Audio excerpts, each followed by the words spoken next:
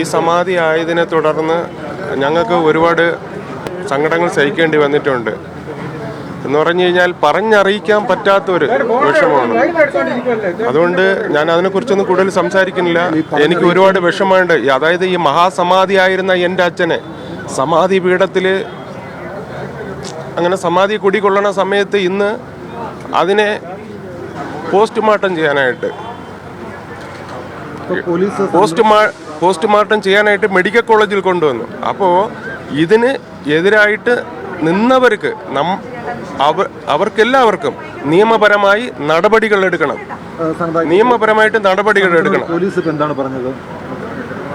Police പറഞ്ഞു നിങ്ങളുടെ ഭാഗത്ത് യാതൊരുവിധ തെറ്റുമില്ല, ഒരു കുഴപ്പവുമില്ല എന്ന് പറഞ്ഞിട്ടുണ്ടായിരുന്നു. അപ്പോൾ ഈ ഒരു നിമിഷം ഇത്രയും വിവാദമായ പശ്ചാത്തലത്തിൽ എന്താണ് അവസാനമായി പറയാനുള്ളത്? ചടങ്ങുകളും മറ്റു കാര്യങ്ങളൊക്കെ എങ്ങനെ ആയിരിക്കും?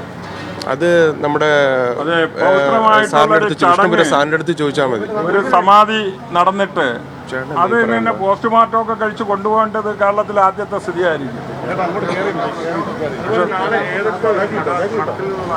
അല്ല, അത് ഇപ്പോഴ് എല്ലാ സ്ഥലത്തുനിന്നും ഉള്ള മഠാധിപതിമാരെ ക്ഷണിക്കും. കിട്ടുന്ന എല്ലാ സ്ഥലങ്ങളിലും കൊണ്ടുവന്ന് അവർക്ക് വന്ന ഒരു അവഗണന, ഒരു സാധു സമാധിയായാൽ ആരുമില്ല എന്നുള്ളത് മാറി നാളെ വലിയ സംരംഭമായിട്ട് അതേ സ്ഥലത്ത് അദ്ദേഹത്തിന് സമാധി ഇരുത്തും.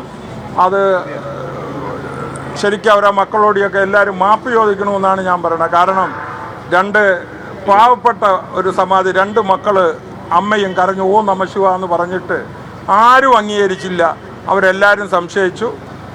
ആ സംശയമെല്ലാം മാറിക്കൊണ്ട് അവർ അഗ്നി ശുദ്ധീകരിച്ചുകൊണ്ട് മക്കൾ വന്നിരിക്കുകയാണ്. രാജകീയമായിട്ട് നാളെ സമാധി ഇരുത്തും.